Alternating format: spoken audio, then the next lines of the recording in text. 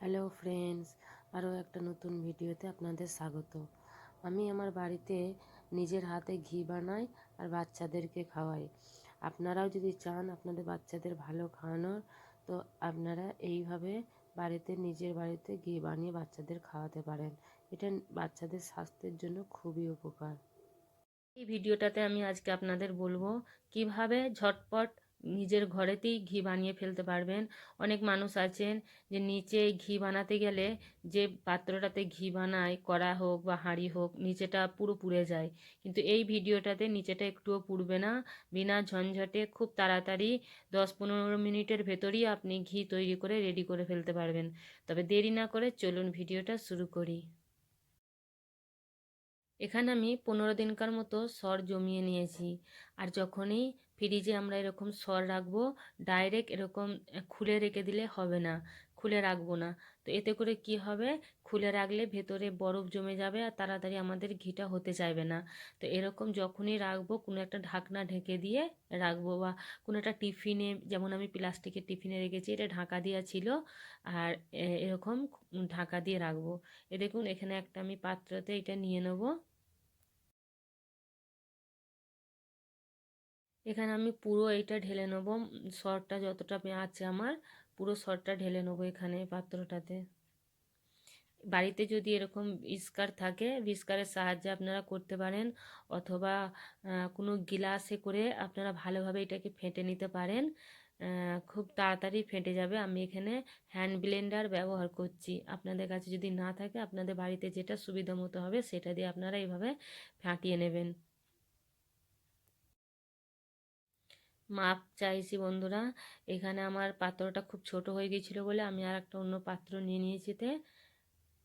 এইভাবে আমাদেরকে ভালোভাবে ফেটে নিতে হবে। কিছুক্ষণ পরে দেখবেন, ফাটার পরে দেখবেন পুরো একবার আমাদের যে ফ্যাটটা আছে সে ফ্যাটটা একবারে জমা হয়ে গেছে। দেখুন আমি যেমন করছি, এরকম ফ্যাটটা পুরো জমা হয়ে যাবে। কিছুক্ষণের মধ্যে 5 মিনিটের ভেতরে আপনার এই কাজটা হয়ে যাবে।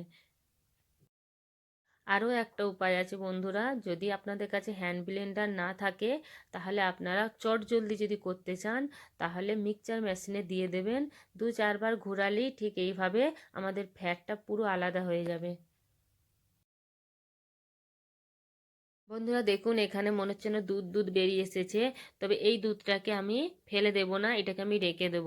এটা থেকে আপনি পনিরও বানাতে পারেন, অথবা এটা যখন আটা আটা রুটি করবার জন্য যখন আটা মাখেন, তখন এই পানিটা দিয়ে আটা মাখতে পারেন, বা কোনো সবজিতেও এটা দিতে পারেন।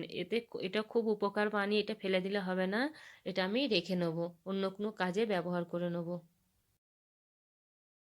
এখানে আমি দুধটাকে সরিয়ে নিয়েছি, অন্য একটা পাত্রে ঢেলে নিয়েছি। এটাকে আমি আরও একবার এখনও ব্লেন্ড করব ভালোভাবে। ব্লেন্ড করে নেওয়ার পরে ফ্রিজে রাখা একটু পানি, ঠান্ডা পানি এবার এতে ঢেলে দেবো। ভালোভাবে ঠান্ডা পানি দিয়ে পুরো সরটাকে আমি ভালোভাবে ধুয়ে নেবো। যে ফ্যাটটা আমাদের বেরিয়ে এসেছে, ভালোভাবে ধুয়ে 2 হাতে করে নিচড়ে নিচড়ে সরটাকে পুরো তুলে নিতে হবে ফ্যাটটাকে। দেখুন বন্ধুরা আমি এখানে বড় বড় নাড়ু নাড়ু করে নিয়ে একটা পাত্রে তুলে রেখে দিলাম। এইভাবে সবকটা নাড়ু বানিয়ে একটু হাতে করে, দুটো হাতে করে দাবিয়ে কিংবা একটা হাতে করে দাবিয়ে আপনি ওর নাড়ু নাড়ু বানিয়ে নিতে পারেন।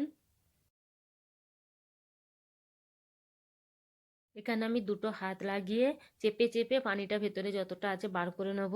তাহলে আমাদের ঘিটা খুব তাড়াতাড়ি হয়ে যাবে, সেই কারণে আমি চেপে চেপে পানিটা বার করে দিচ্ছি। এখানে আমার 3টে মতো নাড়ু হয়েছে 15 দিনকার সর থেকে। এইভাবে আমি সব এই নাড়ুগুলোকে একটা কড়াতে দিয়ে দিলাম। আর এই স্টেজে আমাদের খুব ভালোভাবে বারবার নাড়তেই হবে, জোরে আঁচ দিয়ে আমাদের বারবার নেড়ে যেতেই হবে, না হলে নিচেটা ধরে যাবে। আর যদি নিচেটা ধরে যায়, ওই ঝামেলা সাফ করো।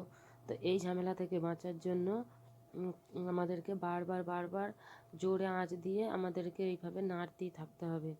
একদম রুকলে চলবে না, নেড়ে যেতেই হবে। এইভাবে নেড়ে নেড়ে এইভাবে লাল হয়ে গেছে।